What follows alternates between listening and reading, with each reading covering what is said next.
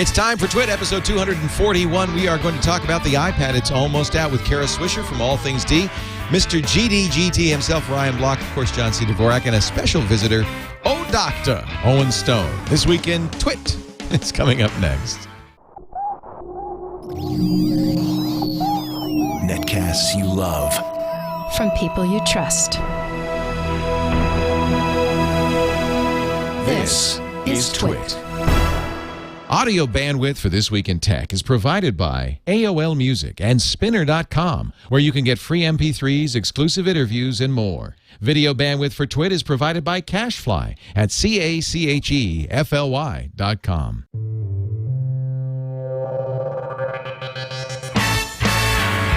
This is Twit, This Week in Tech, episode 241 for March 29th, 2010. I never touched one. This Week in Tech is brought to you by Audible.com. To download 2 free audiobooks of your choice, go to audible.com/twit2. And don't forget to follow Audible on Twitter at audible_com.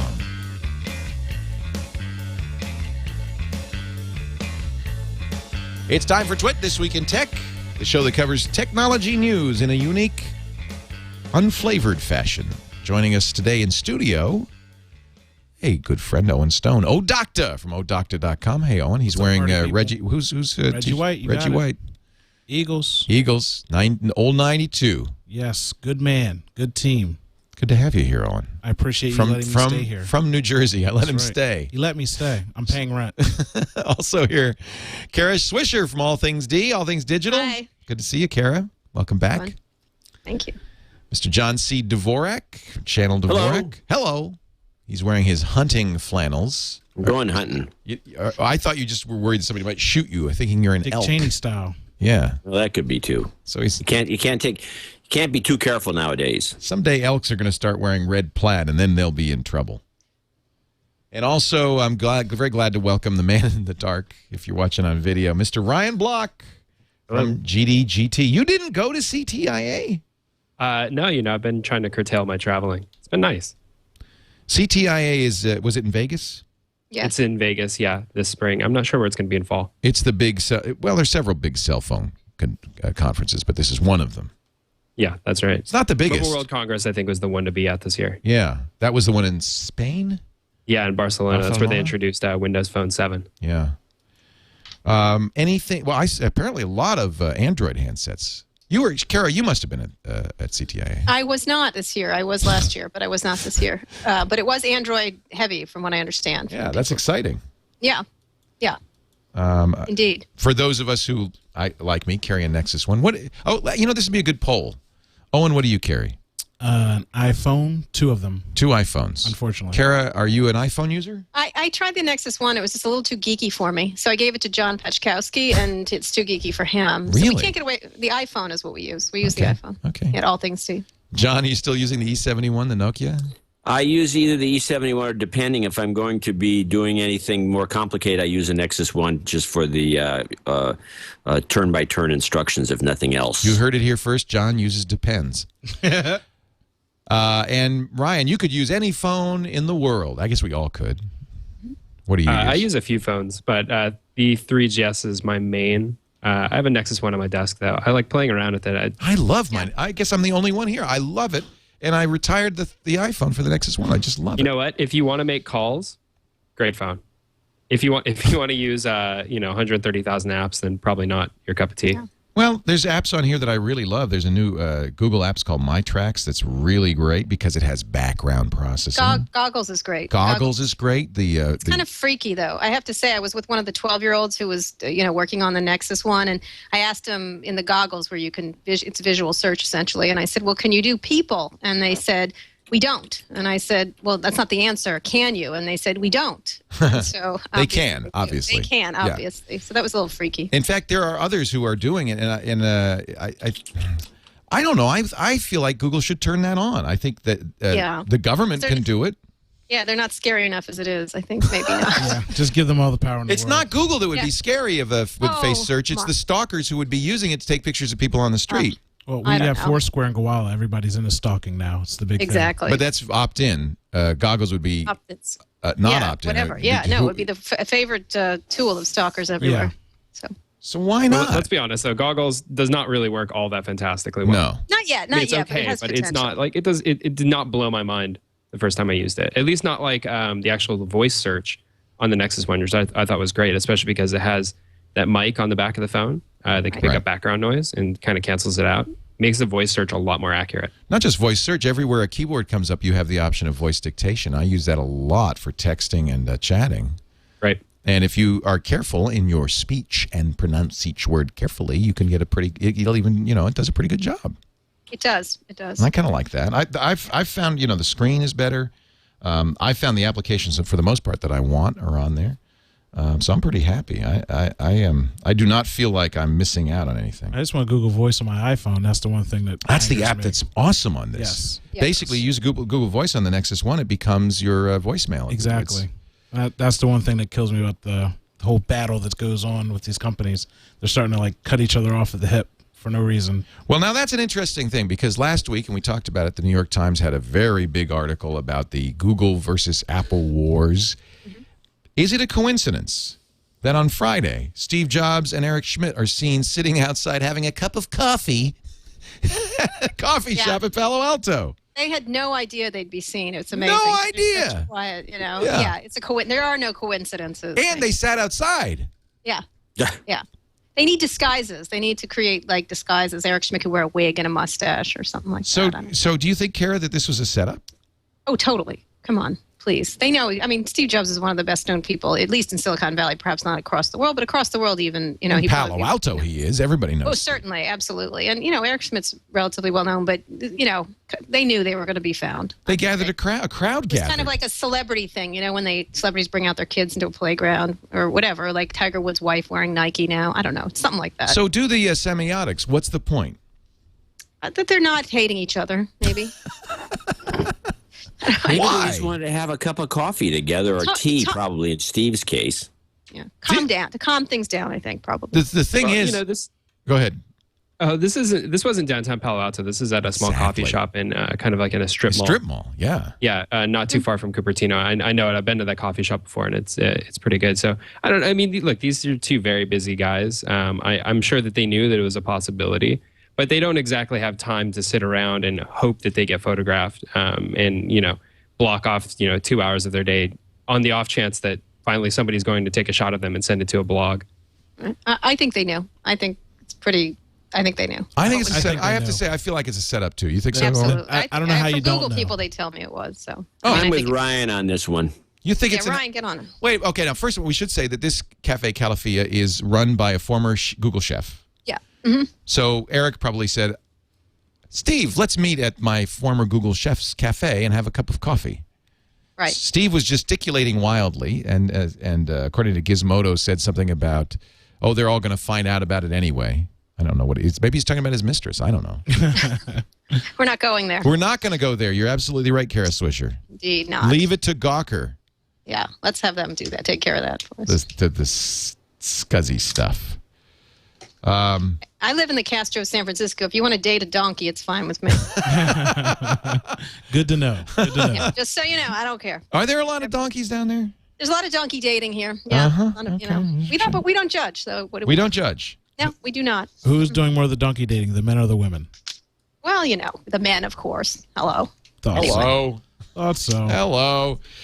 Women pick better animals. This is the week that the iPad will be coming out. I told my wife this is my last weekend without an iPad, honey. She thought that was the geekiest thing she'd ever heard in her life. You sure she said, or she went, what are you talking about? No, she knows.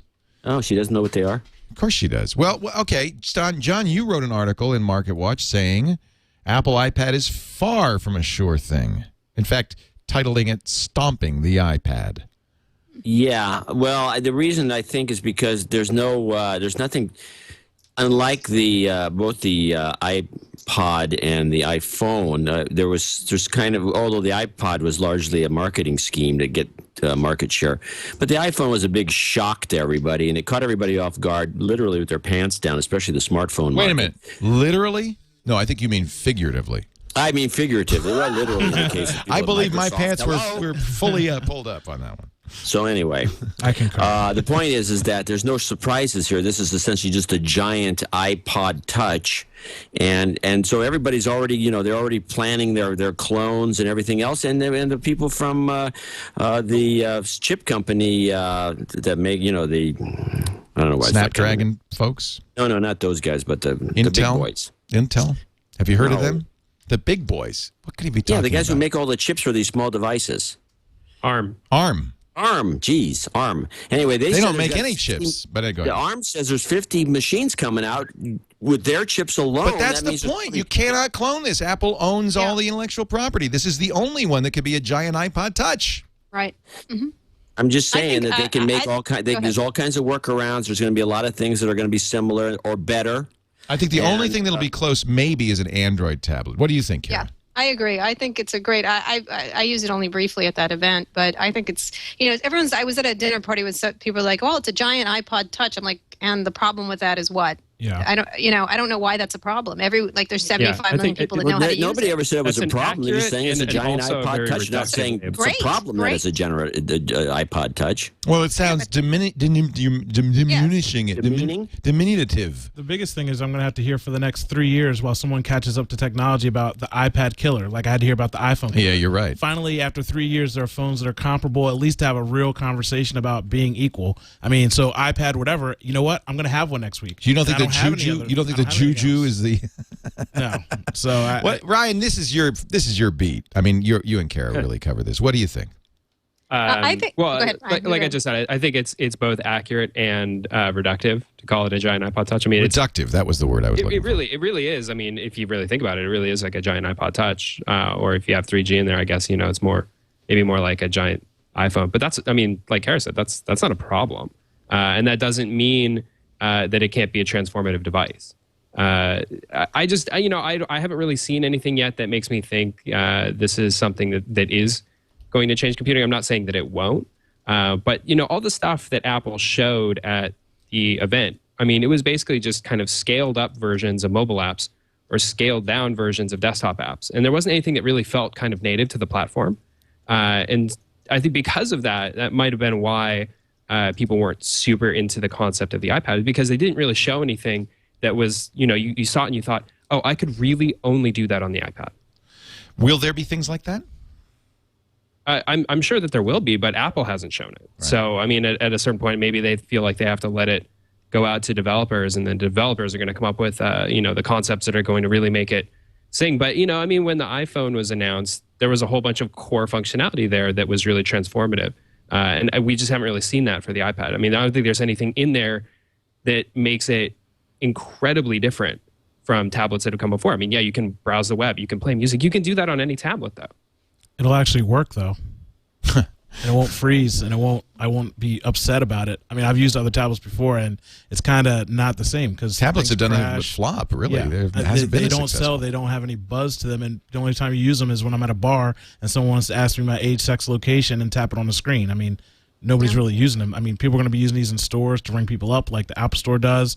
Like you said, older people that just want to pay $30, have internet, email, video. It's a basic function and a simple product that's controlled and will actually work. I had two netbooks. I got rid of them.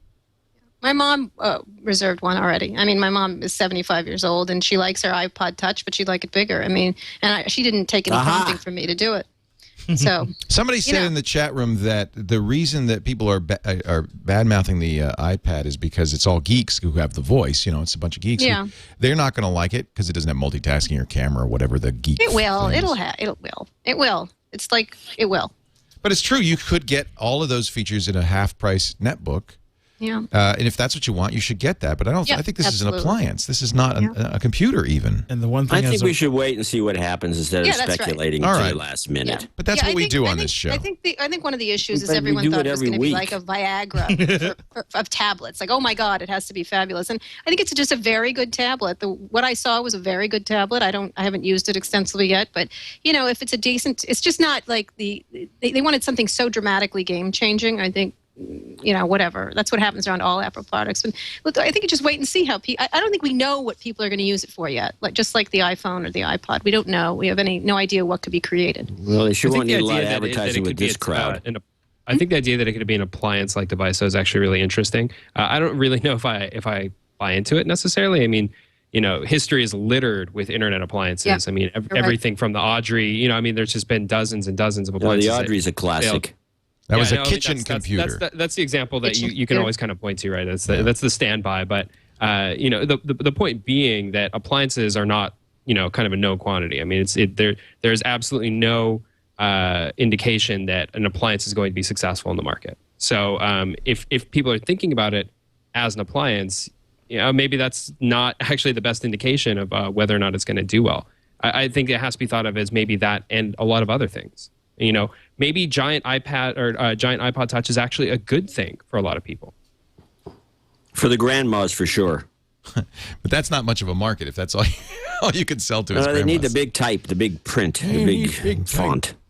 Well, my mom in her 70s loves the Kindle because she can make the type bigger. It brought her back to reading. So that's not something, to be ignored, but I don't think it's a big enough market to make it a hit by itself. Well, I think we should wait. Well, you're the one who wrote the article. I'm just Oh, well, I know, but the article was, what did I say in there? I can never remember. Pre-orders, according to one blogger, of 240,000. If you go to the Apple Store right now, it'll say you can't get this till April 12th, which means they ran through the first manufacturing run. Any speculation from anybody what that first run might have been? Probably 500,000. That's what I'd think. That's a lot to sell. Yeah, well, it's not enough for you to win the bet yet, Leo. I have a bet with John that Apple will sell 5 million in the first year. I don't think it was 500,000. 500,000 is very, very aggressive in terms of manufacturing. 300,000? Maybe. So I would say somewhere between 100 and 300,000. I could be wrong. Is it I going to mean, be it like could the be Kindle 500,000. where we'll just never know? I probably. mean, if you think We'll about probably never know 500,000 anyway. units is an absolutely enormous amount of units for any device. I mean, most major companies would be just totally stoked to move 500,000 units in a year. So, I mean, I only mentioned that to put it in a little bit of perspective. They have a nice base, though, because all the people that are out there that are basic iPhone and iPod Touch users, they've already got those people hooked into something that, as we just said, is just a bigger unit, and those people want them, and they're going to be lined up waiting at the door like they were for iPhones, waiting for 2 days to get one. I'm trying to decide if we should. Robert Scoble wants to do overnight coverage Friday night, Saturday morning at the he calls it Steve Jobs Apple Store in Palo Alto. I don't know. I don't think it's going to be that kind of excitement. Maybe. I don't think so, though. No, the people like to do it just because they got nothing else to do. So there's a contest held every year in Vancouver by CanSec West. It's a hacker conference, and they do a thing called Pwn to Own, where they line up a bunch of stock devices running Windows 7, OS 10, and a bunch of stock browsers, Internet Explorer 8, Firefox 362, Safari, and they have a big prize for the first person to hack the device. And already the first round of victims, Explorer fell first, then Firefox. How do they define hack? Own. You got to own it. In other words, you've got to find an exploit that goes through the browser and lets you own the operating system to the degree that you can put any arbitrary piece of software on it. Mm-hmm. A critical vulnerability. And what happens is these hackers save them all year. Because you get I think the last one was, I don't know what they won this year, but last year was Apple laptop. So it's a nice prize. Wow. So they save up. They've got, I found a Firefox exploit. And they say, I hope nobody finds out about it and it's patched before I can get to it. So IE8 fell, Firefox fell, then Safari fell. You know what hasn't fallen? By the way, Charlie Miller, who's done this every year, won once again by finding a critical Safari vulnerability on the MacBook. So he gets the top prize, which I think is a MacBook. The iPhone was hacked. A zero-day exploit on the iPhone. Sandboxing features in Windows 7 protected mode did protect Firefox and IE8, but the only browser that wasn't hacked, guess? Chrome. Chrome.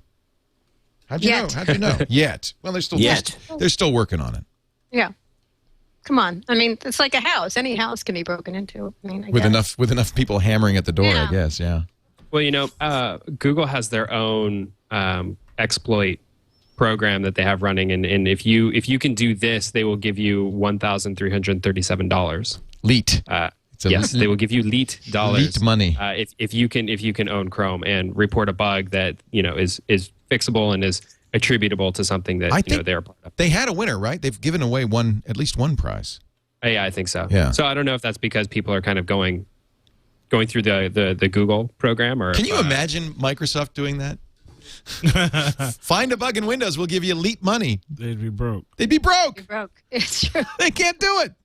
They'd be I broke. think didn't they used to pay $50 a bug years and years ago? They used to have bug hunts where they'd have the employees come in, they'd have pizza, they'd stay on the campus, and then that's where they're giving employment. They never opened that to the And public. they do things with beta though, like if or alpha, whatever, and they release things, they give people that are certified. You get a hat though. You don't whatever get, it you don't is. get a laptop. No, hey, they give something. There's a lot of A hats nice I'm sure they were t-shirt. giving out, whatever it was. According, maybe we talked about this last week, but according to one of the analysts, the Nexus One last month in February sold more units than the iPhone. I find that hard to believe.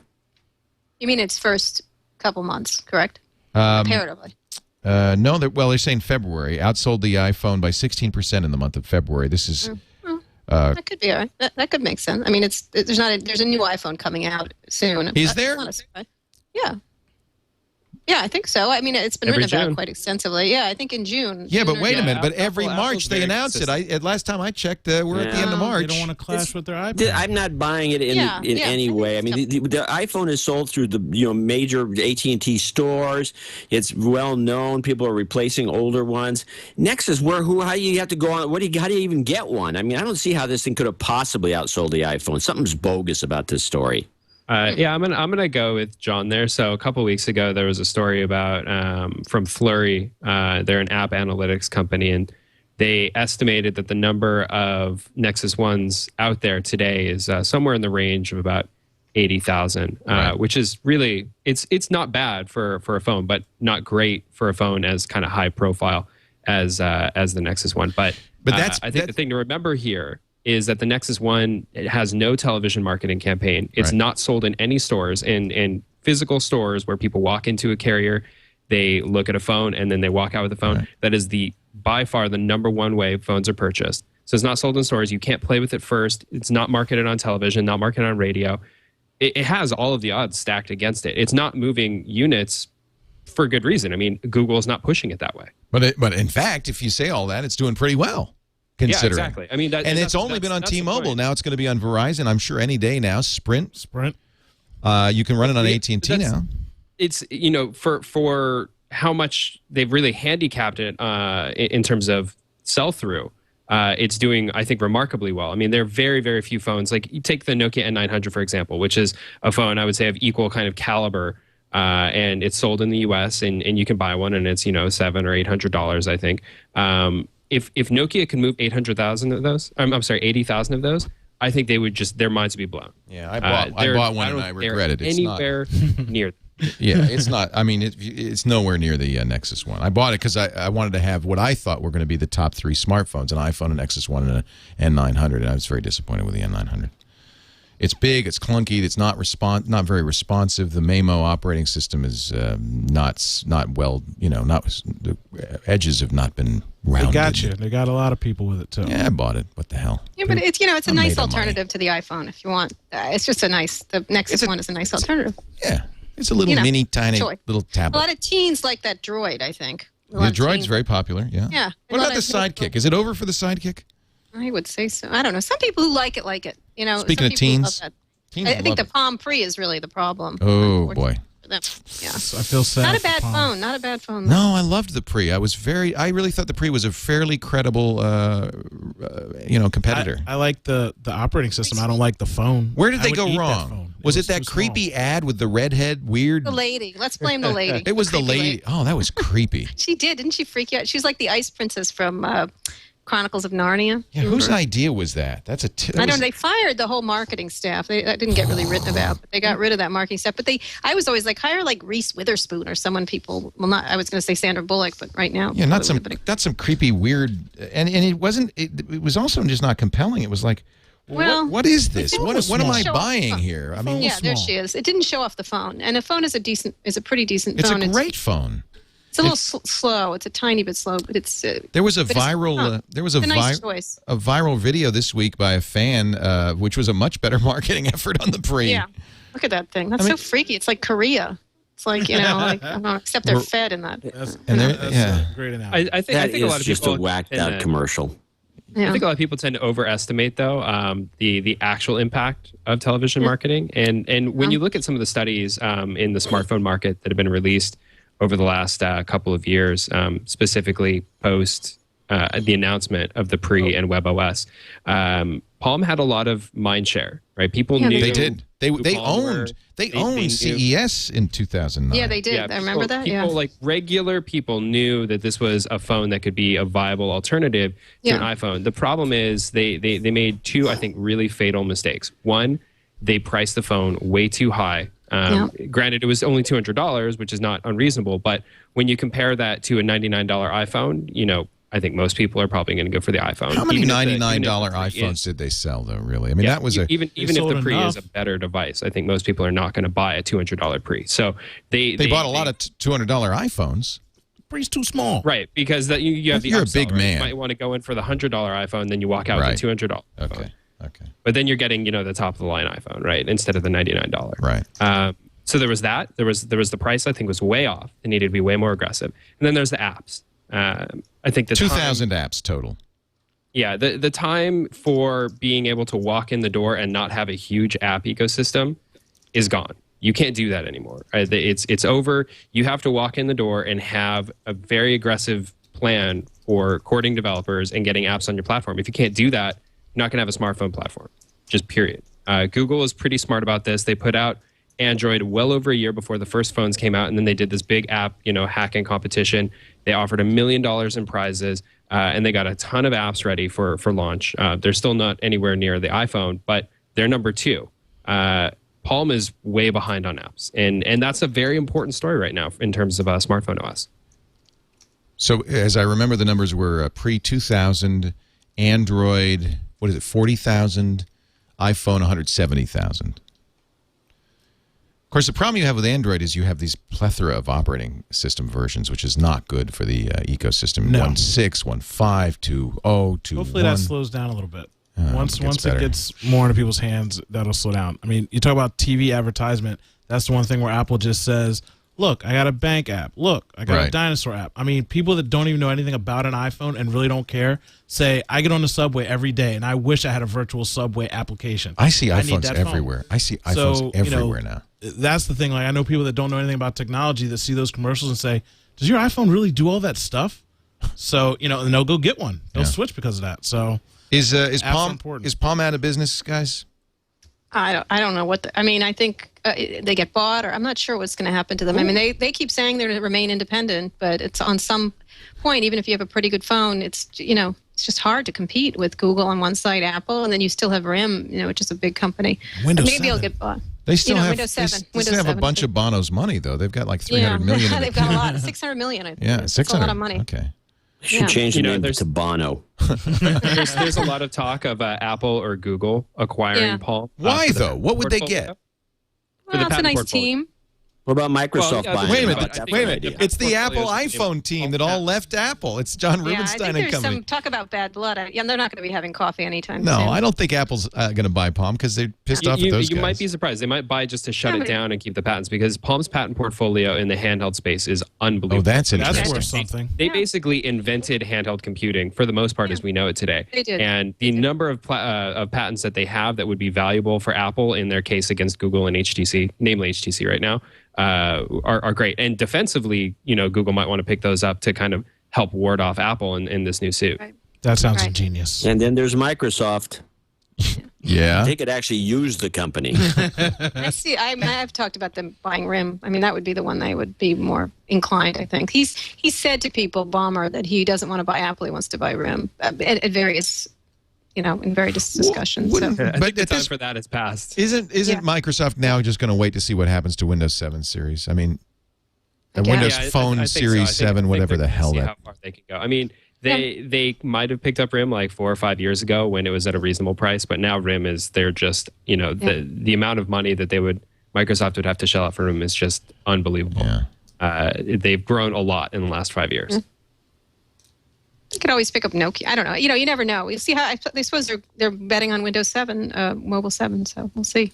Yeah, at this point, that's what you got to do is you got to see how that does. It's amazing Someone how quiet. will pick up Palm. I think it's a really, again, as Ryan said, it was a pioneering cell company. There's a lot of amazing talent and technology there, and I think they're definitely. I don't imagine it was Apple. I mean, we had John Rubinstein at CES. We had a Mini D there, and he was for some reason I got him to say that he never touched an iPhone in his life, which was kind of strange. I thought he invented I thought he worked on the iPhone team.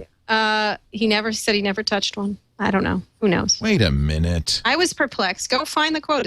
It was. Wait a minute.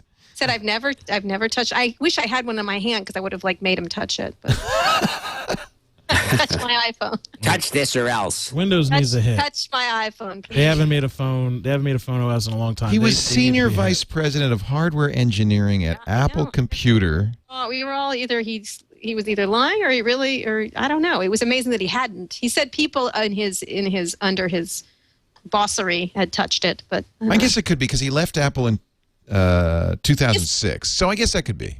there was some legal thing. I'm not sure why that would be illegal to touch an iPhone. I am not allowed to touch that. Could you please dial the number for me and Yeah, it was hold a it strange to quote. hold it to my head? Yeah, it's true. I made him repeat it 3 times because I couldn't believe he said it. It's interesting. Whatever. Well, Palm's getting to the point. I'm looking at their market cap. It's 656. It's actually probably including if you. That's all the cash. That's it. Well, no, their cash is. They got a lot of cash, but they still have They have $600 million in cash and but $400 million in debt. So they're really only worth about $455 according to this calculation. And their stock price Which is down cheap now to for Microsoft. under. They could just buy them like falling off a log. That's a no-brainer. It's that's Ballmer's cigarette But money. they have to pay a premium, so they'd have to pay probably $1 billion. I think it's a question at this point of also pride. Elevation Partners, put a lot of money in. They own, I think, 30-40% of the company now. They do. And they are very, very much behind Palm. Yeah, but it's for better or worse. Yeah, but they lost. And I think It's for over. them, it would be a really, it would not look good, right? It would not be a good look for them to sell Palm. They at had such a Forbes huge too. They had Yeah, a couple well, you $100 million in can. Forbes. There was like $200 million in Forbes, some large number. I forget what it was, but it was another large bet on Forbes. And they also bet on Yelp. So they have a lot of. Is Yelp they've got a not lot doing of- well? No, I'm just saying they've just made a lot of big bets. That's Right. all, just large scale bets. Best Buy. You should have bet on Best Buy. Best Buy. Who would have thought this? Beat Wall Street forecast for profit and sales in the holiday quarter and forecasts stronger than expected earnings in the current year as demand for electronics picks up. Who's their competition, Leo? Oh, yeah, Yeah, it's because Circuit Circuit City's City gone, died. right? So Dead, CompUSA all is this- dead. I mean, they're all this. All right, what about the good guys? Best Buy profits rose to $779 million. So that's good. So there's still a chance. I tell you who the competition is, Amazon.com. That's right. That's right. Again, it's what we online. said about the Nexus One. People like to walk into a store and touch things, Leo.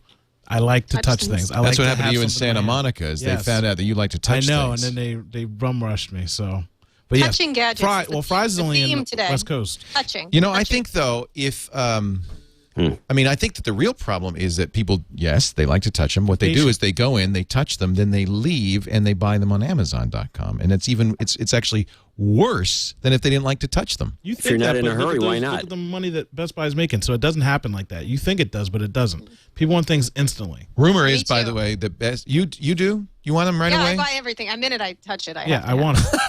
And if I don't, I go back there so I can get it. I'm So I don't kind have of to wait like for it. Tiger Woods that way. I touched her. Now she's mine.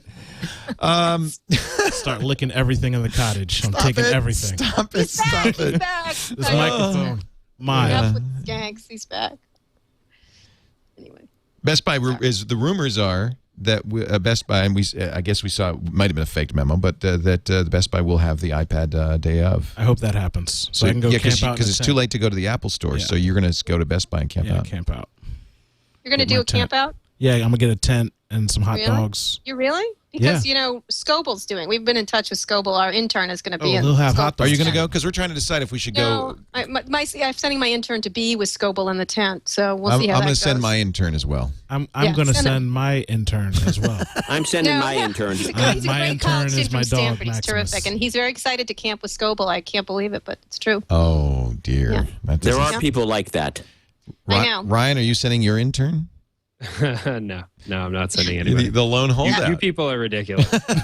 You are just insatiable. I He's hope I really get a happy. cover He's so cut of excited. I myself can't even somewhere. tell you to be sitting in the line at the Palo Alto, Palo Alto store. store. It should be fun. Last It'll be year, Andy Hertzfeld showed up. Woz showed up. I mean, luminaries. I've been on TV 3 times because of camping out for a PS3, for the Xbox, and the Wii. I live for They being on they TV. walk by and they ask what crazy people are doing outside, and I say I don't have an intern. I had to do it myself. fun. I did it last time. It's something. I don't like to go because I don't want to look at like a cheerleader, but there is something about those lines that's kind of interesting.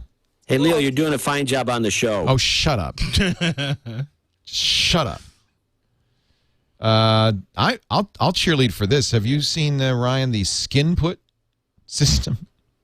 The skin put system? Actually, I haven't. Development is underway to interact with mobile phones or MP3 players simply by tapping your hand or forearm. The skin put is being created by a PhD student in computer science at Carnegie Mellon.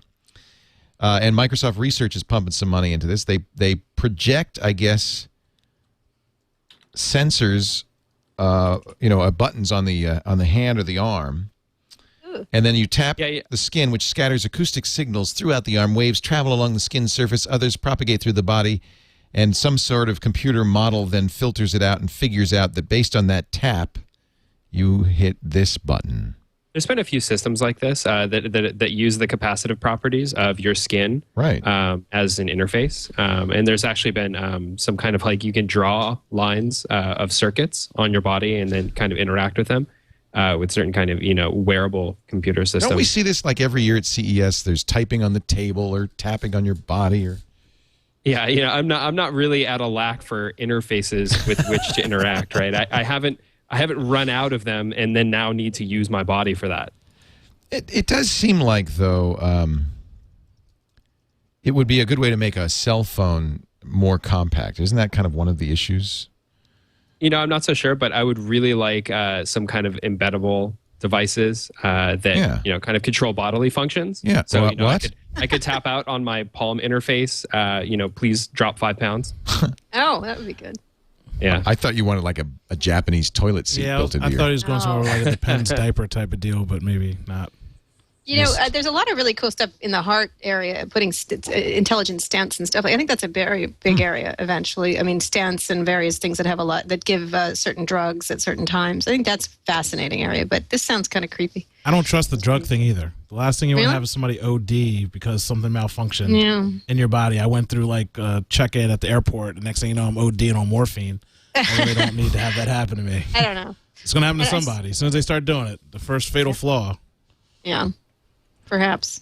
I think it's more for there's some stuff for old people where it'll deliver the drugs when you forget or there's that's a good idea. around Alzheimer's stuff like It that. sounds There's all good. this cool stuff going on. I think it's interesting.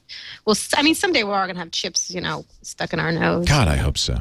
I can't wait. I want to know why Dvorak has that Barney behind him though. That's really. Oh, that's the 1.2 million view Barney. Oh, is it? Wow. That is the big boy. Yeah, he's the record holder. Unbelievable. This is the thing that made me give up all hope on viral video. Yeah. John gets this stupid Microsoft Barney. What is it, 2 or 3 years ago? Oh no, try 10 years. The thing is, I they're was old. unaware of this. He shoots a YouTube video of this thing in his bathroom. You can see the frickin' tile in the tub. With some stupid camera phone, puts it on YouTube. And how many views now? Let's I think see. it's 1.5 million, something like that. And you're about to add to the count. And I just give up because how can I compete? There's a bunch of possibly people that compete? watch this show, and I keep moving the Barney around, and they keep finding it. Oh wow. It's a Easter egg. It's now become an inside thing. It's his Easter egg. So And you then the other thing that they start noticing that I put crazy little images on the monitor back over here, and right there. really? Yeah. Is it- and then is it- somebody will identify it. People on this We show or can't people on see your that. other shows? No, people on your show, these guys that are on, that listen and watch is the that? show of yours, What is it? What is are it? Just tell crazy. us. Wait a minute. Let's look. Let's see. Can you zoom in on that? What is that? No, we can't. I can't. What even, is that? What is Can't that, see. John? Somebody on this chat room will get it. I can't. It's anyone who knows knows that image will get it. It's a tree. Nobody's seen it. Okay. Somebody got it. Oh, I know it is. It's Mothman. No, the guy got it right here. John Doe, I think, or just scrolled off. spaghetti. This flying spaghetti monster. Oh, it's a flying spaghetti monster Of course. or Mothman. The mystery solved. Mystery solved. Boy, this is entertainment, isn't it? I tell you, this and we this is know how to entertain the crowd. this is why broadcast television doesn't have a chance. It's doomed. Doomed. According to a UK professor, cases of syphilis have increased fourfold in Britain because of The Facebook. internet. Facebook. Facebook. Kara Swisher, you win. How redonkulous. That's the stupidest story I ever heard. Ay, ay, ay. Sorry. Was that in a Murdoch paper? It is in Fox News. You're very good. Fair and indeed. balanced. According to Professor Peter My people here. According to Professor Peter Kelly, Director of Public Health for the UK agency NHSTs, it's because of people hooking up on Facebook that syphilis is up now. Well, how else would you explain fourfold People, increase? It's like Facebook doesn't cause syphilis. People cause syphilis. Or was it something like that? Where guns don't kill people. MySpace had a strike in STDs. Yeah, that old phrase. I that think it was goes more back likely to be centuries- MySpace. centuries Yeah, of MySpace. disease You used to get all kinds of Facebook STDs was- from MySpace. You did? Yeah, those I are hooked more up with so the many girls from syphilis MySpace. types. It was ridiculous. I mean, an overweight guy's kingdom is MySpace. Facebook, dear. I haven't got any women from Facebook. They can actually know about me and my friends and stuff. MySpace, I create my empire and get a whole bunch of followers and fans, and women just throw themselves. We had a at me. Facebook hookup in Wow. the studio Facebook. yesterday. No, Yesterday in the studio there was a Facebook Really? hookup. Yes. Well, yeah, tell us about it, Leo. That's love. That's not STD It spreading. wasn't love. All right, Facebook is about love. I'm not saying there was syphilis involved, but I don't know if it was love. We had a what's going couple on at in the here. cottage, A couple came in to visit. I don't know if I want to name names. I won't. Well, just tell us in general. But they had been high school sweethearts and hadn't seen each other in decades and hooked up on Yeah. Facebook, and I could see love was blossoming. That's nice. Well, there you have it. That's nice. That's not sweet. syphilis. That's not What was STDs. blossoming? Something. That's maybe there's STDs, but it's love too. Whatever. I think that whole like blaming technology for various things drives me. There's like a story like this every quarter. Some crazy Facebook is causing. I know. this. I love it. That's why of course, If it's it was absurd. MySpace or even Twitter, I would have believed it. The Britney bot. Professor has Kelly says given there's been a STDs. fourfold increase in the number of syphilis cases detected, with more young women being afflicted. I don't get the names of people affected, just figures, and I saw that several of the people had met sexual partners through these sites. Social networking sites are making it easier for people to meet up for casual sex. There's a rise in syphilis because people are having more sexual partners than 20 years ago. Has anyone actually studied this in any real way, or is this all theory? No, it's all theory. He's making it up. Well, I mean, It let's could say, be let's say Friend it's actually Finder true. for all you know. It And, could be and just there is like a blogging. It direct could be Twitter. I mean, who knows? eDating.com or what are But those dating let's sites? say it's actually true, online? though, and there's a direct correlation between the spread of STDs and the presence of Facebook. So, I mean, okay, maybe it's true, but doesn't that speak more to the values of our society today, and less about I mean, what is Facebook supposed to do? It's just a tool to Yeah, meet someone to get It's a syphilis. It's a facilitation tool that to you need. get syphilis. Facebook. It's Facebook just should a offer tool. like more condom advertisements on the sidebar. I get plenty of them. You get condom ones? I get gay cruises. Really? Yeah, and freedom rings. I can't stand it. So is there something on your Facebook profile It that just says indicates? gay. It says gay, I guess. I don't know. So you've said that you're gay, and so you get. Well, no, I say I'm married to a woman, so that sort of suggests gayness. But that So, seems like they're doing some artificial intelligence there. I mean, if I went on a gay cruise, I'd shoot myself in the head. Well, they know I'm black. They don't send like malt liquor advertisements my way or anything. So I don't know.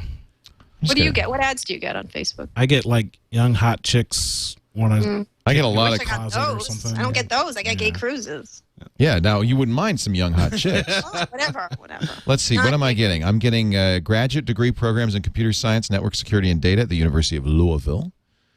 I am getting a Paris writers retreat. They must think I'm intelligent.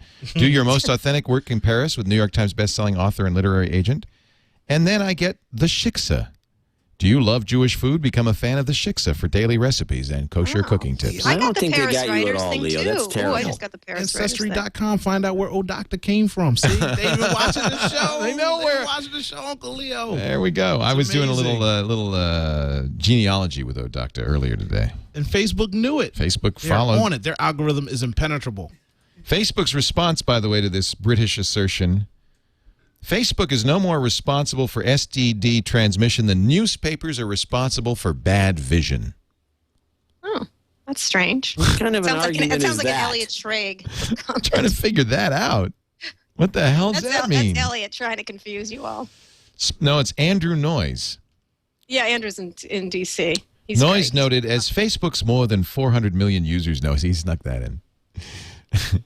Our website is not a place to meet people for casual sex. It's a place for friends, family, and coworkers to meet for casual sex. Oh, no, to connect and share. So that's not. They say, no, that's absurd. And of course it's absurd. And it does come from the Sun. So Yes, there you you have it. go. Oh, there you go. Thank you, Rupert. But Rupert's decided, by the way, to charge for the... Nice segue. Nice segue. I'm getting good at this.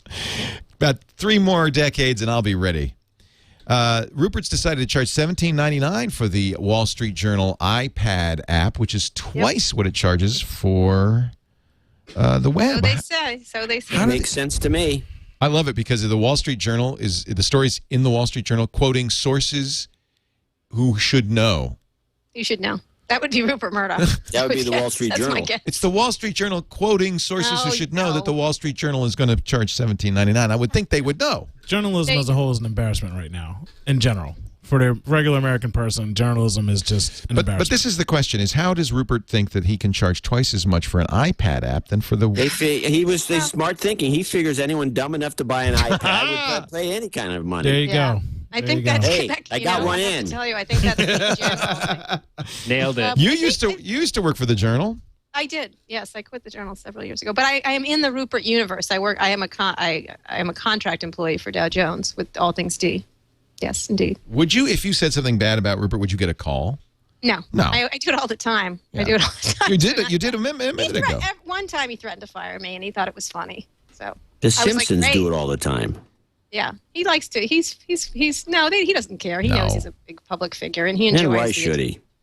I mean, Yes. look, that's kind of I think Letterman might have been the first to do this to kind of bite the hand that feeds you. But now you watch 30 Rock, and they're mocking the fact that NBC was just sold to Comcast. Yeah, Cabletown. Cabletown with a K. you know With a what? K.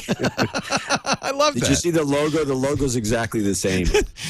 I think it's great that they, Comedy, you can get away with that stuff. People like to laugh, and as long as you don't cross the line, which you're not going to do because it's regular television, it doesn't even matter. I don't think he cares. I can't imagine he cares what I think of him. But I think he's had enough people attacking him that he doesn't care what people like me think of him. But for charging, I mean, it'll be interesting to see if he extends it to all to everything else. This is what he wants to do. He's got a paywall, right? In fact, there's It's called Project Elysia, named by his son James, which was after a Roman battle, a very famous Roman battle of Julius Caesar's, which basically they beat the Gauls for the first time in a very significant battle. And I guess I had written a piece on it. I guess Google are the Gauls, and so they managed to subjugate the Gauls in this battle. And it had a lot to do with walls. It had a lot to do with walls, about putting walls around a city. They're very erudite, the Murdochs, I guess. So they're using. Sounds like they're getting carried away with the symbolism. All I Yeah, know is that yeah. all of Gaul is divided into 4 parts. Omnis That's from Gallia that is battle. It's from that Yeah, battle. yeah. So anyway, so we'll see how it goes. We'll see if people. Partes Trace, 3 parts. Yeah, I know he was very annoyed by the amount of money they had to give over to the Kindle. He certainly was publicly irked, and I've heard him talk about it, about the money that they had to sort of share with the Kindle. So I think he wants to sort of try to get at least the value he thinks he is owed for the content. Murdoch Yeah, is but at best, it's going to be 30% margin for Apple there, right? I mean, Right. No, that's in fact exactly what what you get 70%. You Right. you get 70 cents on the dollar right. for your. Yeah, for I your think it Apple was content. flipped in the Amazon case. They were quite News They were Corp exec- 70-30. That's right. Yeah, exactly. And then also they didn't get control of the names. I think that was another thing. Control of the actual names of people who signed up. And there were all kinds of sort of anger over the Kindle deals. So, I mean, I think they see this as a savior, which I don't know. We'll see about that. Friday, News Corp announced it's going to charge for the websites of two of its British papers, the Times and the Sunday Times, starting in June, will be available for £1 a day or £2 a week. It sounds antiquated. It's a pound of wool.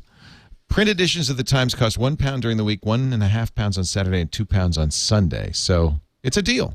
Yeah, well, you'll see if people really even pay for that kind of stuff. If they don't pay for it, they'll drop. You know the why price. they won't? Because it's not that they're willing to pay £2 for the Sunday Times, but they can get it on the web from a lot of other sources free. Yeah. So that's the competition. And a lot of things on the web have links out. So if I'm reading an article and you're linking on my iPad, I'm out. When I read the paper, I'm stuck to read what you read to me and Right. tell me what sources are what sources. So go ahead and charge what you want. People don't pay for it, you'll drop the price. They do, they're dumb. We're going to take a break, come back with our obligatory weekly Lady Gaga story. But first, a word from Audible.com. Audible is, of course, the great bookstore of Audio entertainment, books, comedy performances, radio shows, and more at audible.com. I'm a big Audible fanatic. Yeah, I got a book for you. What, really? Are you an Audible listener too, John C. Dvorak? Family of Secrets. Oh, yeah.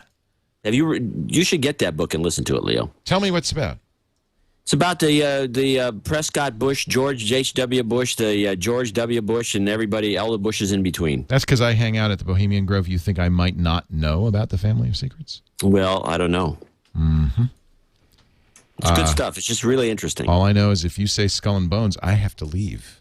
You have to leave the room. I have to leave. Actually, unfortunately, Family of Secrets I don't think is on Audible. I wish it were. Figures. Because it's They try to secret. suppress this book. They are. However, there are many other things on Audible that are secret or not so secret. If you go to audible.com/twit2, you can get your first two books absolutely free. Audible.com/twit2. I'm just taking a look at The Edge of Physics by Anil Anathswamy. More the Nicholson Baker's newest, The Anthologist. I'm a huge Nicholson Baker fan.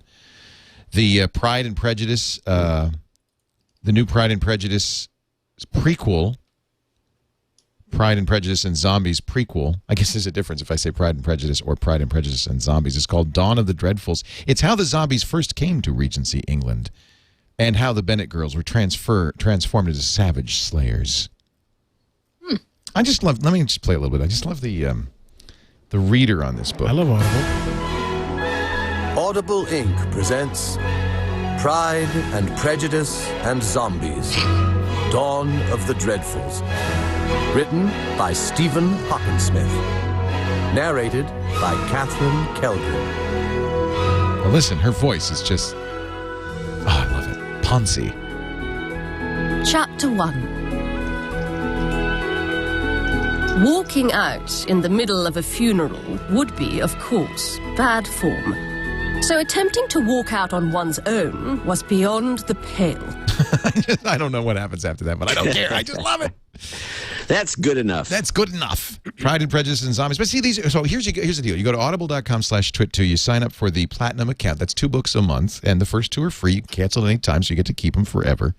The tournament of audiobooks is on right now, too, because we've got the Final Four in basketball, or the NIT finals, March Madness. They've got March Madness. You've got your own little brackets here in audiobooks if you want to play along the tournament of audiobooks. We're kind of narrowing it down now. The third round is going on right now as we get to the Final Four of, you choose from bestsellers, customer favorites, editors' picks. This is always fun. I really enjoy this. Prayer for Owen Meany versus The Help. The Help's going to win that one. That's just kind of automatic. Beat the Reaper versus Always Looking Up. That's a tough one. The Gathering Storm versus The Girl Who Played with Fire. One of the things about Audible, they do such a great job of giving you a look at what you could be listening to. It's so much fun to browse. Audible.com/twit2. The new Christopher Moore is out. Bite Me, a love story. He's a listener. We love Christopher Moore's stuff. Audible. I'm going to make this one of my picks. How about Pride and Prejudice and Zombies? And then for the vampire lovers, Bite Me, a love story by Christopher Moore. Just listen to a little bit of this. Just want to hear it. For vampires, because there's mostly new buildings and no one would suspect ancient creatures of purest evil to hang out there. So you get your Valley Girl vampire and you get your British Regency vampire. That's nice. zombie. Yeah, it's kind of like a good twofer. Buffet. Audible.com/twit2. Give it a try. We know you'll love it. So Lady Gaga, baby. The first. Love her. You like the new Love her. telephone? I think, Love Kara, it. when I saw it, I thought of you. I love it. What's not to love? Beyonce, her, Poison, Pussy Wagon. Pussy you know. Wagon. I knew you were going to get there. It's so funny, but it's so funny. She's It's just so making funny. fun of everyone. I like that she makes fun of She everybody. mocks B movies, prison films. Everything. Prison lady films. Who doesn't love those? It's wonderful. Really, it's hard not to. I have my own interpretation of that video. Telephone? All right. What? And it's very obvious to me. This is actually a symbolic video complaining about AT&T's service and their lock-in plans. And you think about it. They have a plug in there for Virgin, which is one of the few services that's not locked in. There is quite a bit of product placement in this. There's a little. She likes that with Polaroid too. Yep. Polaroid. You're Yeah, locked Polaroid. in jail, and then they have that. When you notice when she leaves, the guard says, "Don't worry, you'll be back," meaning she'll be back on AT&T. Oh. And then at the end of the thing, they have a helicopter, an AT&T helicopter flying, following her. You spent a I'm lot of telling you, time this alone. is a protest video. I think John might have hit it. I think you I spent a lot want of to time watch alone. it with John again. That's I want him to deep. come over to my house and we watch. Yeah, John, let's frame watch by it frame. together, and we can just deconstruct. I need to see what he sees. He world would sees be a dead different people. place. You don't Yeah, want to. You it'd don't be- want to it'd see be what he sees. A different experience. So, for sure. but actually, that's kind of interesting, John. Not including telephone, Lady Gaga now has 1 billion views. The first anybody to have more than 1 billion views on YouTube. That's kind of stunning. That is. Thanks a she's lot. Thanks a lot, MTV. You think it's MTV's fault? No, I'm saying MTV totally blew it. Who needs MTV? Exactly. Go watch They totally Cribs. blew it. Yeah, you could watch Cribs, or you can watch Lady Gaga over and over and over. I wish we knew how many unique views, though. Don't you? Wouldn't that be curious if it's like Well, I have like be 1,000 bots. of them. So you have 1,000 uniques? no. I can 1,000 watch it. views? You know, You've watched it she- 1,000 times. I get it. Yeah, I think she's really fascinating. It's hard to look away from Lady Gaga. What's interesting about her is I call her like the super talented Madonna. Thank mixed you. with Elton I John was- kind of thing. Yeah, she just reminds me of the Madonna in the 80s. There's really no. She likes a lot more blood than Madonna ever did. I don't know why she always. I cuts wasn't herself crazy and about all the that MTV weird- She's always blood doing things stuff. like that. But other than that, it's just Madonna. Like the blood wear is- skimpy stuff, dance around with cones on your chest. It's Have post-feminist. some men with feathers on their face and sell records. Don't you Let's think do the it. blood is as the sole woman on this? The blood is kind of a post-feminist nod to menstruation. I have no idea. I guess. I don't, the thing is, my kids. Leo was Boy, the stretching show just it. went off the Trying to track. get I'm you trapped. making the announcement now. My kids love Lady. The songs are very cat. I don't know what it is. Telephone My is kids love Lady extremely Gaga. catchy. I kind of started humming it after seeing it once. Paparazzi Yeah. is Bad Romance. They're all my Yeah. kids listen to them every single night. It's very odd. I don't let them watch the videos. You know why I I was watched? gonna say She's I a think B the Madonna. music thing No, about they don't. They that do not is- watch is the videos. No. She's a backup Madonna. how crazy the videos are They against are the lyrics, crazy. which are just kind of like Boring. Yeah, Repetitive. they're just like pop song lyrics, Telephone, but the videos are just nuts, and you Yeah, my wouldn't want kid- your my children kid was- to see them. My kids got 2 seconds. My one son almost got to Bad Romance, and I was like, I caught him before he could get to it. Is No, what- I don't want him to see the. Which videos, one's for the sure. Not which yet. one's the least kid friendly? Bad Romance. No, Paparazzi. I think Paparazzi's really freaky. You have to There's several. to watch these. Bad You have to Romance say is- you're old enough or something. I mean, there's kind of a. Well, he's not going to watch it. Not on his iPad. He's not going to. Careful, Leo. It almost feels like. Jonas Ackerlund. I'm directing the video. It almost feels like, the song Telephone with Lady I love the Gaga fashion on and, it Beyoncé. too. She just looks like Madonna. to me. She looks just like Madonna. Yes, this Yeah. is better. But I love the fashion. Oh, brother. All right. We're gonna on. stop it. And she Love got the all this because it's fashion. telephone, so everybody She's went down wearing with a her for a bunch of ringtone and all that. police barricade tape. No, How not is that this one. Fashion? But there's one where her hair is Some like a of the hat- telephone. No, it is, John. I love I the think hat. she's Got a making bunch of it for you, telephones, by John. the way. That Somehow. shows you that particular thing was symbolic of the fact that all these burner phones, which are all these old phones that you go through with AT&T, Yeah. they all are useless, and so you can wear them as a hat. Yeah. I'm telling you, this is about AT&T, the whole thing. Wow. I You feel are a column coming on, John. I Yeah. think you need to get it right out there I immediately. think I I'd think get there's fired some if I wrote latent this aggression. You column. need a issues there. parody song for it quickly. Well, I'm sure there will be a Bunch of parody. nuts. Yeah. I mean, isn't that Speaking of which, I don't know if I put up today the mashup of Yes We Can and Hell No You Can't, which I think is really interesting. That John Bonner, Republican representative, was screaming Hell No You Can't about health care. And so they took a mashup from the Will I Am Yes We Can thing and just play them one after the other. And I think it speaks to all the situation of partisanship in this country right now. This again, I got to point out, this is all YouTube. Yeah. Into the founding documents that declared the destiny. Which, by the way, this is a very moving video. Yes, we can. Hell no, you can't! It was blazed the trail toward freedom. Yes, we can. Yes, we can. Hell no, you can't! Oh, I think that's effective political dialogue right there. Kind of says it. Kind of says the whole thing. See how they get a whole bunch of brothers Well, in I the might video as well with the guy? report to You see what I'm everybody saying? that. Sorry. Doctor says that Obama is a halfie. Why can't they have a white guy stand there with the president? His mother was white. Why they got to have some black rappers stand there? White people don't sing anymore. Are you saying Obama played the race have a card? lot Of course he's playing the video. race card. He They do. overplays the race card. No, there's a lot of white people in that Yes We Can. That's not true. Okay, But I in didn't that see any. particular All I Yes saw We was Can. Later there is. Common. Okay, towards the end, we Tons, stick the white guys in the tons. back. I got it. That's where they belong. Well, talking about white guys, it looks like Duke is going to beat the boys. It's about a minute left, and they're ahead. There you go. I don't know. I'm in a cottage. I don't know anything but What's us. he talking about? I don't know. 69 to 62 for everyone interested. I'm in a dungeon. No Yes, sports. we can. 70. I don't know what he's talking about. Sorry. Go ahead. Just Just keep an it. update for the 3 people out there because I'm going to be soliciting some more hoodies shortly. Oh, you're talking college basketball. Yeah, he is. Yeah. Oh, now I understand. Now I get what you're talking about. Let me see what else is in the news. There's quite a few things, I'm sure, that we could talk about. Oh, the Twitter hacker, the French guy. Apparently he says, I'm a nice guy. I'm a nice fella. He's the guy, speaking of Obama, who hacked Obama's account, hacked my account, I think. Did he hack did he hack your account, John? You've been hacked several times, I believe. I haven't been hacked several times. I was hacked once on Twitter. That's what he's talking about, Twitter.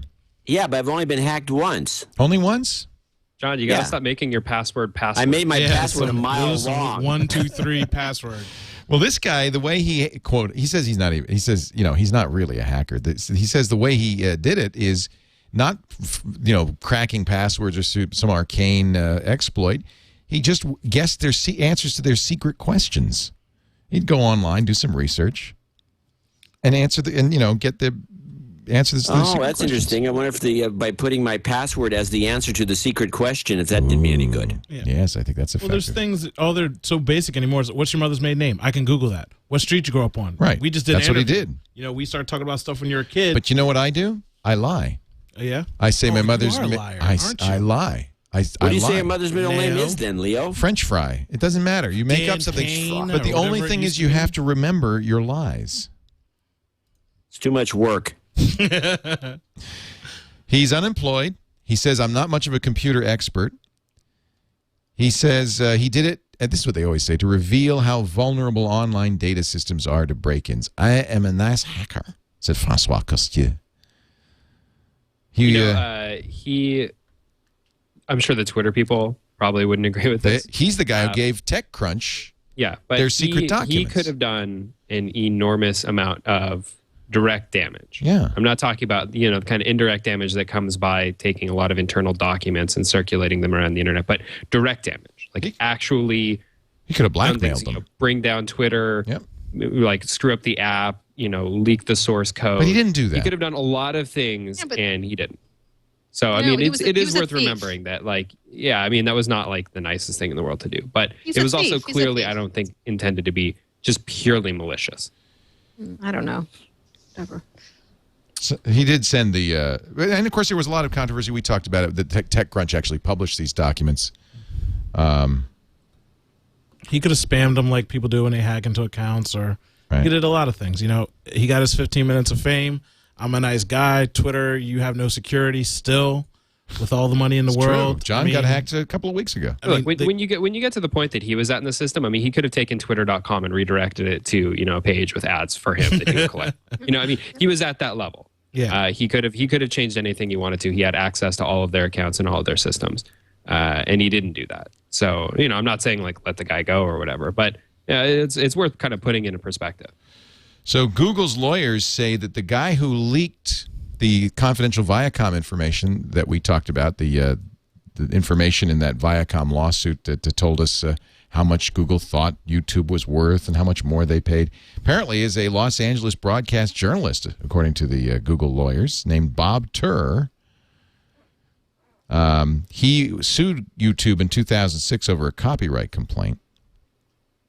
And Turr was a source of documents leaked to Greg Sandoval at CNET, including a deposition on behalf of Eric Schmidt, which led to the revelation that Google knew it had overpaid for YouTube when it bought it.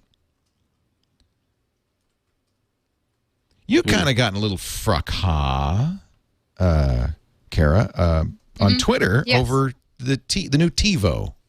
Yes. What happened? Yes. I would like to stop this thing right now. It got kind of out of hand. What happened was Josh from Josh Topolsky. Engadget, Topolsky, and then Brian Lamb jumped in from Engadget. Had thought Walt had broken the embargo. Broken an embargo, and he didn't actually. They didn't ever actually call him or contact him to. Sorry, this is a little cloudy right now. They didn't contact him to find out if it was true or not. They just sort of started tweeting of it. And then there was some, not by Josh, but some other tweets that were really obnoxious. And they didn't actually check. And actually, Walt didn't break an embargo. He was told a time to publish it, and he did. They didn't ask him, and they didn't ask TiVo. I don't know if they asked TiVo or not, but it just started a thing. And I just, when I saw it, I was like, we don't do that. Actually, we're very particular about not. I hate it when embargoes are jumped, and they get jumped all the time on stories I'm working on. Sometimes we agree to them, sometimes we don't. But he did not break the embargo, and they just kept accusing him. And then everyone just sort of piled on in this strange, pig pile kind of thing. I don't know how to explain it. It went nuts, and it was none of which was based on the facts, which is that he didn't. And so typical Twitter stuff. I mean, this is what happens. Well, it was kind of a little. Then it got a little personal about some stuff that I was annoyed by, and so of course, as usual, I have to jump in because I have almost no impulse control. Yeah, he was kind of mean to you, actually. A little bit, yeah. Then he said, all my stories I get handed to me, which is hysterical. I would love that. That would make my life 100% easier, which is not true at all. We do huge amounts of scoops and breaking news that we actually work hard to get Peter Kafka, John Pechkowski, and I. And then that was also not factual. And, I don't mind having a fight with someone, but it was just not true. I wouldn't mind fighting on the facts. But, we've settled. And Josh had a talk with Walt, I know, and he realized that Walt, in fact, didn't break the embargo. And also, Walt doesn't know what deals anybody else makes with people. He makes his own. He has his own relationships. Why would they tell him? Yeah. Why would they tell him? Let me break this down from the other side because sure. I know it's annoying, Ryan, but it's not true. You know what I mean? Like, it may be annoying that they treat Walt differently, but I don't know. That's your issue with the companies, not necessarily with Walt. Yeah. So, to kind of explain the backstory here and how some of this kind of fits together, because, I used to be the editor of Engadget, and Josh is the guy these guys well. The editor. Yeah, when I left, and I've known Brian for years and years, and so I know the other side. I know what it's like to kind of be on the outside looking in. Obviously, Kara and I have known each other for a long time too, and Walt and all that. So we all kind of know each other. But basically, what you have that kind of led to this, I think, is a pattern. And we can talk about the cause of the pattern, but generally, what you see on the other side is Walt publishing early for whatever reason, right? Walt publishes before before the embargo time that you've been told, or because Walt had an exclusive. So we can talk about why that's true. There's no question about that. I'm sorry, what I missed the premise. Let me John's just rejoining us. So, John, there was a fight on Twitter a couple of nights ago. Josh Topolsky and Brian Lamb were accusing Walt Mossberg of jumping an embargo on the new TiVo. Turns out, no. Well, they had to apologize. Yeah, so let me kind of explain how we got here. So there's this pattern. It's clearly not the first time. There have been many times where I have an embargo of 8 a.m. in the morning, and then Walt publishes at 9 a.m. or 9 p.m. the night before, and then it's like, oh typical. Crap, we're not ready. We have to go, write the story now because we were going to write it overnight or whatever the story is. It happens it's happened dozens of times over the years. I don't think that personally, and I told actually the same thing to Josh and to Brian that night. I don't think that it's a Walt thing as much as I think it's a PR thing. PR people are a little bit more inclined to do something special for Walt or to let him publish, because the Journal publishes his pieces, I think, at 9 p.m. Pacific. And that's right. midnight Eastern. So Right. they say, yeah, okay, go ahead. We know you're going to publish at 9 p.m. And then they tell everybody else it's going to be 8 a.m. the next day. And so what happens, everybody's expecting 8 a.m. the next day. Walt effectively gets an exclusive, although it's not Right. really, because everybody else is still on the Well, embargo. it is And he really. I think publishes that's first. nonsense. And so what This winds is up not happening acceptable. is Either you're embargoes in are- the Hold middle on, of Wait, hold slow on. down. We can't Slow all down, talk at Dvorak. once. Nobody will be able to hear it. John, hold on a second. We'll give you a chance to talk. Go ahead. So you're in the middle of whatever. You're in the middle of dinner, and you have to go write your story, and then everybody's pissed off at Walt, right or wrong, because he published first. When in reality, it's generally the PR people kind of saying, "Okay, yeah, go ahead, Walt, do your thing." And part of that is because PR people hold Walt in a particular perspective, and I don't think that PR people find it as easy to say no to Walt and say, "No, Walt, you have to publish at 8 a.m. at the same time as everybody else." And they're also a little bit inclined, I think, to say, "Yeah, whatever, he'll publish first. It's not a big deal." The other guys, they'll pick it up. But yeah, the fact is, ultimately, I think this is a PR thing. This is PR people not set. If Walt, for whatever reason, is able to set the embargo to 9 p.m. Pacific, it is the PR people's responsibility to tell everybody else that's when the embargo time is. Period. Always. You know what? That's fine. I don't think Walt's necessarily responsible for. Well, John, say what you want to say. Go ahead. I mean, No, I think Ryan actually hit it there. If these guys are going to play games with these embargoes, which is what we're talking about here, and they make everybody else not do something because of this embargo, it has to be assumed that everybody's playing by the same rules. Not one guy gets to go off and do whatever come on. he wants. That's not true. That doesn't happen in Washington. I don't care whether that's the way it's supposed to be. And that's the way all these ethical people are going on and on about the way it's supposed to be. Now, yeah, okay, if one guy wants to jump it all the time, then the whole thing is meaningless. So let's screw the embargo. John, that's not true. See, once again, it's not factual. He's given a time. He does not know when everyone else's time is. He's told this is the embargo. This is the time he publishes. This is an issue with the companies and not necessarily. It just was like it's easy to slap Walt around, which is I don't care. No, it's go not about ahead. Walt. Go ahead. I don't care about what Walt does. If Walt is given a 9 o'clock time and everybody else is given a 10 o'clock time, well, then these companies can screw themselves. You shouldn't write about it at all. You can't get unless these exclusive deals and then putting everybody else on an embargo. What's the point? Once Walt's thing runs, the embargo is off. So the embargo is a big bunch of bull crap.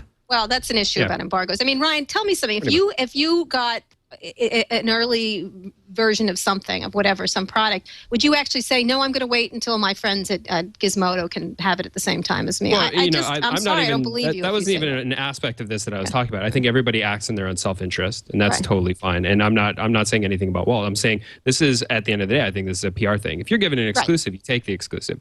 I think there's a whole other discussion to be had about, asking for exclusives instead of being offered them.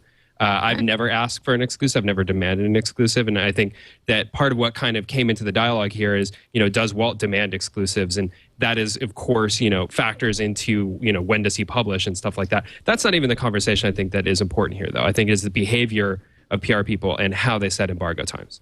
Right. I mean, what's interesting is it happens in politics constantly. They give the Washington Post things versus then the New York Times things, and I have to deal with it a lot with the Journal getting things, and we trying to beat them all the time because we don't. I'll tell you, from the news perspective, they don't hand things to me a lot of the time. I mean, once or twice, and it's always inane. But often I find that I'm handing over stuff to whatever. I mean, I think it's just that it's difficult in the review area, which is different than news where you can compete for scoops and things like that. But I think that's the other kind of bigger part here is, ultimately these kinds of stories are frankly not that important. I mean, they're really not. The important stories are the things that you break because of inside sources. They're the things that everybody points to you about. A review about the TiVo premiere. I mean, that's great. And you have to do it. I mean, if you're in Gadget, you have to do it. But that's not that interesting. Ultimately, that's not what will make or break your career as a journalist. So at a certain level, it's, I keep talking about like PR people. I mean, they're just causing themselves a lot of trouble because, they're going to start ruining these relationships over stories that are really just not important. Right. Let me ask a question. Is it more important or less important in this digital age that you be the first with a story? Is that more important now because everything's moving so fast? I'd rather have something It depends right. on what the story is. Let's say you're the first to have an iPad review, which I'm sure Walt will be. Walt, David Pogue, and Baig from the USA Today will have the first reviews, right? Yeah, sure. There's absolutely value associated with that. Absolutely. To be the first. I'm sure there are people out there who would pay a very large premium. I don't think there's any value to the reader at all. No, I don't care. As a basic person I that have a reads, thought on this. Well, let's ask Odocta first because he's a reader. Yeah. Does it matter to you who gets the story first? It doesn't matter who gets the story first because it's one person's opinion. And I mean, some people you like, some people you don't. People watch Fox News, people watch ABC. So hearing it first on Fox doesn't mean jack to me because I don't watch Fox. I'm going to read Walt's review and David's review, but I'm going to read other reviews too. Exactly. All right, John, what's your perspective on this? Well, first of all, I think it's a conflict of interest and an ethical violation because it encourages a soft reviewing. If you are given if you're constantly being given the product before anybody else, there is a wink wink nudge nudge involved. That Do you means think the public knows do a that? soft review, and David Pogue's reviews are soft, and so are Walt's. Don't you think Neither the public one of those knows guys that, are though? hypercritical, and they never will be. So it hurts them in the long run. Well, I'll I have mean, to I don't know if it disagree with you, hurts them. I mean, they get John, their I think thing you have done. like They keep their I totally jobs. disagree with you. But here, I think this, you can read a lot of reviews. The iPad review, you're going to read 20 reviews if you like the iPod, and people should compete on the quality. I was talking to Josh about this. Josh's review is what's going to matter. If he does the review, I don't know who's doing the review. Not who got it 8 hours faster. Yeah, I think whoever you pick the people you like in movie reviews and all kinds of reviews, and I think you just have to. It may be a short advantage to have it first, but I don't think it. That's ridiculous. Well, but what you see a lot in products like this, especially Apple products, not as much in other products, but in Apple products, you see not as much Levy anymore, but definitely Pogue, Walt, Baig, and usually those three. Those are the guys three. For the most part. Getting it not just like a few hours in advance, but like a week in advance. Usually that it's is 3 actually days. Very material. 3 days ahead that of does time. make a big impact. You guys have had no. I mean, your traffic is amazing at Engadget. Engadget and Gizmodo have gigantic traffic compared to any of us. Well, it's not my traffic. I haven't been at Engadget. Well, I know. You know what I mean. I'm just saying the people who do these things. I mean, they're doing great. I mean, and it doesn't seem to. I mean, because they do a great job with all these different gadgets. I guess that's my question: does it matter anymore? I don't know. And in fact, to John's point, it might even be to their detriment because whether it's true or not, there might be a perception that they are somehow getting special treatment. And to someone on the ground level, I don't sit around and talk about tech all the time or discuss all these conversations. A regular person, sometimes it doesn't even matter because the first thing isn't always the best thing. And again, people like what they like. So as soon as Engadget puts it up, it doesn't matter if it's a week later. I care about Engadget, so that's where I'm going to go to read it. And that's how people are. So maybe all of this loyalty is what matters. Maybe all of this fighting is typical of journalists who are kind of living in their own little world. Yeah, I think it is. I think it's the quality of the reviews should matter. That's, to me, is whatever you like and whichever review you trust is what should matter, and that's, to me, the important. That, to me, just like our stories, if we have the better stories, that's what should matter. And getting it up first. I mean, you don't want to be worst but first. You want to be best but first. One of the reasons I don't take review units is so to avoid that perception of being favored by the company. And so maybe, John, you're right to some degree that I mean, I don't mind not being first. I don't do NDAs sometimes or it's more important to embargoes. have the biggest audience than it is to be first. Well, but it also may be kind of something, a hangover from print journalism when you needed lead time. I don't need lead time anymore. The other thing, too, is you have an audience. I mean, I want to be first because I'm Odocta. Nobody knows me. So if I had an iPad today, that's true. That'd be good for you. Blow up. Be good for you. Like no tomorrow. So that'd be great for traffic. Right. But as far as quality, you've got an audience. You build an audience. But you're never going to be first because, of course, the companies are going to give it to people with the biggest audience. Exactly. So that's why I can't Yeah, call but on Uncle Leo. you also have to do the. Try and get you have some to sneak segment peeks. the geeks that listen to this show and the people that are on the show typically, and the mass market, which is the big audience that reads the Wall so Street USA Journal. Today would be a natural. Yeah, presumably that's what They're not Apple's gonna be looking PR at or Gizmodo. TiVo's PR is doing. They're parsing that and trying to figure out, well, who do we want to give it to? Right. And so, to kind of get back to what I was saying a little bit earlier, I mean, the macro of this, when you really zoom out, it is just that, this particular situation with TiVo, although it's incredibly frustrating to be in that situation, especially because if you're not done with your review at that point and you're in the middle of dinner or, you're just not working. You got to run. At 9 o'clock at night, it's nice to be able to have a couple of minutes, not to have to be at the machine. And I've been in this situation many times. You don't want to have to run back and then have a rushed product review go out. Maybe you should get it ready. I get things ready a lot. Like an obituary. Like I've been writing John's obituary for a couple of years now. So when John kicks it. Well, thanks, Leo. I actually, when I get embargoes, I'm going to stay alive longer than you, I swear. I'll dance on your grave, whippersnapper. if people with all this technology or anybody who has a product really cared about having someone review it, they would find someone who's bought a similar product that they make and just send it to them and ask them what they feel about it and get a real response from somebody. Because if you send it to you or any kind of tech person, yeah, they're going to break it down. Some people have favoritisms, but I want to hear from a fan and a hater. Find somebody who, if it's an Apple product, find somebody who loves Apple, find somebody who hates Apple, and I'm going to get the basic idea of the product. So much now it's like politics and behind the scenes stuff, and you find out this person's If you, been messing with this company, and nobody really cares of the fans anymore. and haters of any given product, just go to the comments. Yeah, that's all you They're have all to gonna really tell you read. what's up.